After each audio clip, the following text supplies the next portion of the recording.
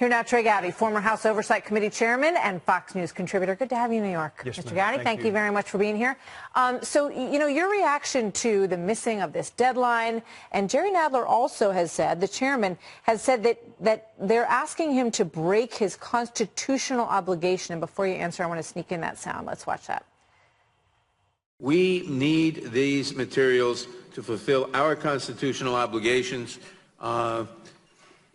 Period. Our chief constitutional obligation is to hold the president accountable, especially in an instance where the Department of Justice says it cannot hold the president accountable. Those judgments must be made by Congress, not by a political appointee, the Attorney General. What do you think about that? I think he's right in this limited regard. It is Congress's responsibility to investigate malfeasance by the president. So Nadler, go right ahead. Mueller interviewed 500 witnesses. Jerry, go ahead and start. But the executive branch does not have to produce its work product so Congress can then use it against the executive branch. This subpoena deadline, I'll be surprised if Barr ever produces everything. And they can go to court, but they will lose in court. What you saw today is for a public consumption. It's a communications war. It's not a constitutional war. That's clear. The executive branch does not have to comply with arbitrary deadlines set by a co-equal branch. All right. So tonight, one of the big questions has been whether or not the letter that we saw from Attorney General Barr accurately represented the principal conclusions in the Mueller report. And I think that, most of us have assumed, since we know that we've heard that Mr. Mueller has been kind of integral in that process, as had Rod Rosenstein, the Attorney General, Deputy Attorney General. But there's a piece out tonight that just crossed moments ago on the New York Times, which says that some of the investigators on the team, on Mueller's team, feel that the portrayal of the president is more positive than they felt in terms of the findings from all of their work over the past couple of years. What do you make of that?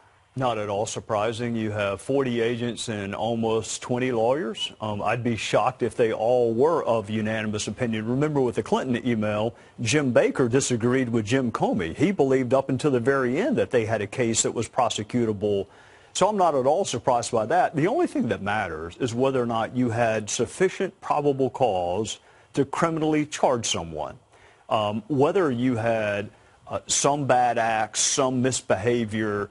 The good thing about the criminal justice system is we have standards. It's beyond a reasonable doubt to get a conviction, but it's probable cause to charge someone. And if you don't have probable cause, how close you came to it is irrelevant.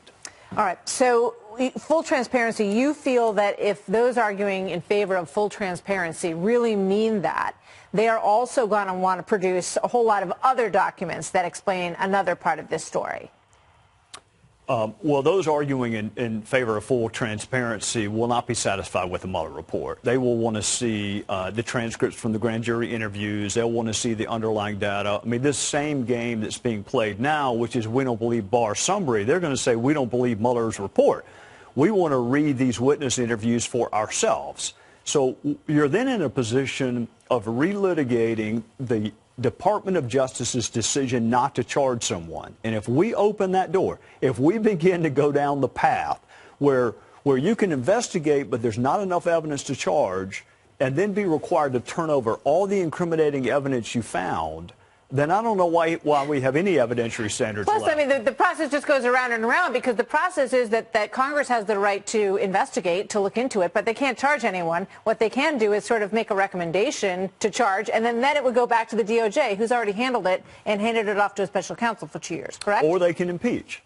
Or they can impeach. And if Adam Schiff is really concerned about collusion, the collusion that he hasn't been able to identify for the last 2 years, then he can have his own. I mean, Congress has a lot of power. Bring in the same 500 witnesses that Mueller interviewed, but don't take somebody else's work and then second guess it, micromanage it, and pick and choose parts of it you like and don't like to try to use it for political purposes. Hey, Congress, you're a co-equal branch. Go do your own investigation. All right, before I let you go, I got to ask you one question about a story that we did last night with regard to the security breach at Mar-a-Lago.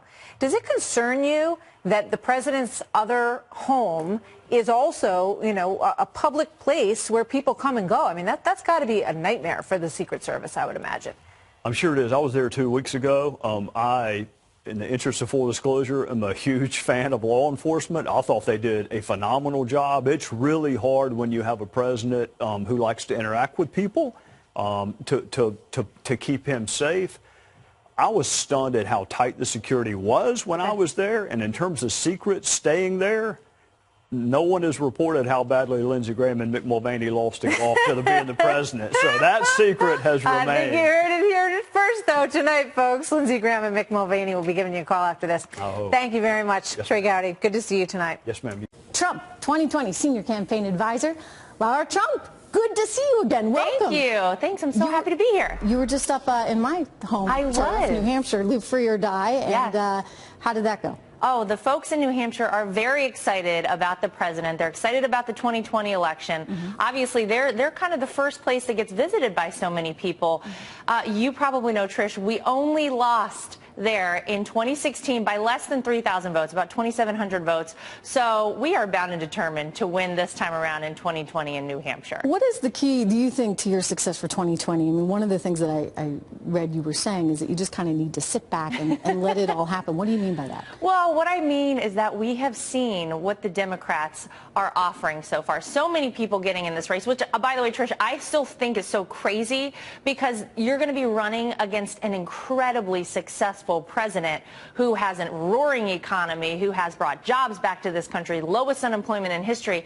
I'm not sure what they're running on other than socialism and some of these very far left ideals that we've seen so many of them put forward. So what I mean is let's let them battle it out in the primaries, because we all know that's going to be a show, and then we'll deal with whoever their nominee is. We'll just sit back and let it happen. Let me ask you about this Mueller stuff, because you heard what I was just saying. Adam Schiff's out there saying he's got something that apparently nobody else has. I'd like it if he could come forward with it. It seems like the kind of right, decent thing to do if you're going to keep bragging about evidence that you seem to think you have that no one else has. But this is also your family, yeah, right? That they're targeting. What is that? I mean, you have a political side to you, obviously. You're working on the 2020 effort, but let's not forget this is your father-in-law. They've attacked in some ways. The essence of your character, your family's character. What's that like on a personal level? Well, none of this has been easy. It hasn't been easy for the president. It's never easy when people accuse you of doing things that you know you didn't do. Unfortunately, we all had to wait for Mueller to finish his investigation. The investigation is now over. Our Attorney General has released the findings of that investigation to say there is no collusion. And then to have someone like Adam Schiff continue to beat this drum. He's got nothing because there was nothing. We've all said from the beginning, Trish, that's total nonsense. It's total garbage.